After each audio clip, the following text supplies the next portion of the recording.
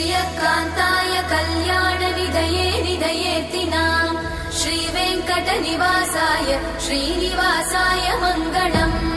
लक्ष्मी सविभ्रमालोकसुभ्रूविभ्रमचक्षुषे चक्षुषे सर्वलोकानां वेङ्कटेशाय मङ्गलम् श्रीवेङ्कटाद्रिशृङ्गाग्रमङ्गलाभरणाङ्गये मङ्गलानां निवासाय श्रीनिवासाय मङ्गलम् सर्वावयव सौन्दर्य सम्पदा सर्वचेतसां सदा सम्मोहनायास्तु वेङ्कटेशाय मङ्गलम् नित्याय निरवध्याय सत्यानन्दचिदात्मने सर्वान्तरात्मने श्रीमद् वेङ्कटेशाय मङ्गलम् स्वतः सर्वविदे सर्वशक्तये सर्वशेषिने